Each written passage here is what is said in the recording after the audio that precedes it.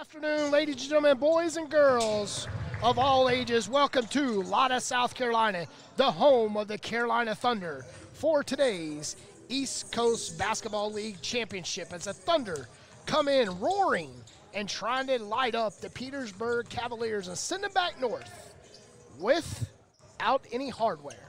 I'm Petey Doris alongside my colleague Craig Green. Craig, what a great atmosphere here in Latta, South Carolina. Took us only a little bit of time to get here, but it's great to be here inside the Thunderdome and want to see if the Carolina Thunder can win their first ECBL championship against the defending champions, the Petersburg Cavaliers. Both teams are poised and ready, and we're just about 7 minutes or so away from tip-off, Petey.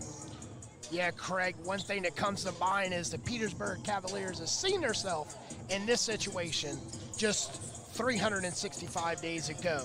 But right now, I can tell you, the Thunder is one team the Cavaliers has not won a scene many times this year. Both of them have the same amount of losses. Both of them set with 3 losses. So that tells you right there that we have the best of the best right here in Latta, South Carolina.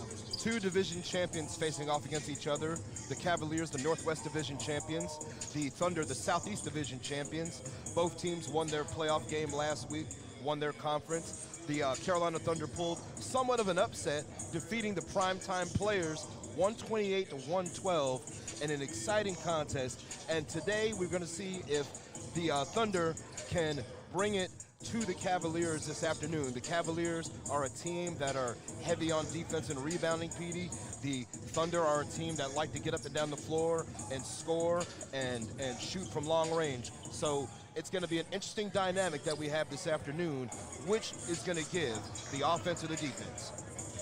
Yeah, Craig, like you said, there's, walking across the court, there is some high areas on the court, so it's be interested to see how the teams adapt. But Coach Dixon, he said he's treating this like it's any other game.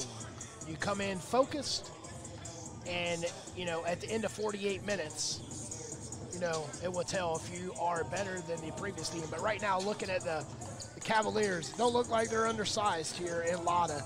Neither is the Thunder, but, it's kind of like a Duke and a Carolina matchup. Both teams are evenly matched with the players, but, I believe today's game is going to come down to the coaching.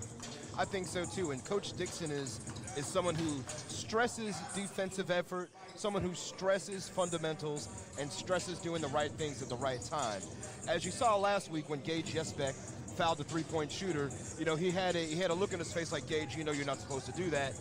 But, with the Thunder and head coach Sebastian Page, he's going to let them play loose and free. He knows they're in their gym. They earned their right to be here today.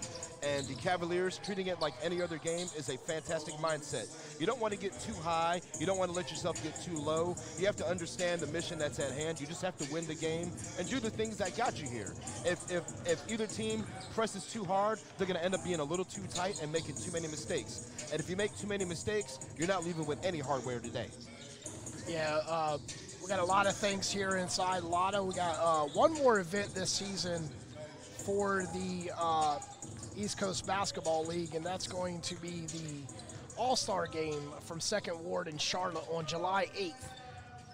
And High Level Media, along with Craig Green, will be on hand bringing you that All-Star Game, which, talking about the All-Star Game, there's a lot of talent in the East Coast Basketball League. But, one person that comes to mind is, both teams will have their share of players in the All-Star Game. But,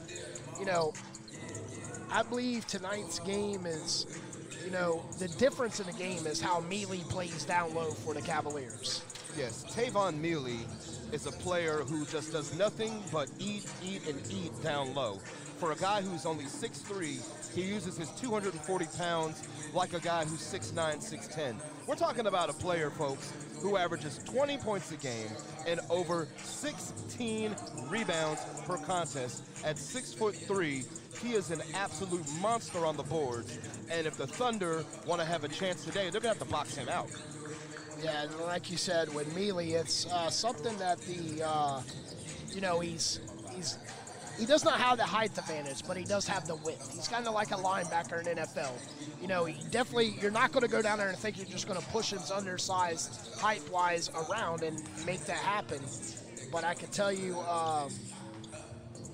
it's definitely going to be interesting to see how both teams can come out. It's starting, temperature's starting to warm up here as more bodies are coming in. We're 2:25 a minute, 2 minutes and 25 seconds away from starting this action. Ladies and gentlemen, PD Doors, Craig Green here in Lada, South Carolina. We'll be right back with tip-off in the starting lineups and the final thoughts.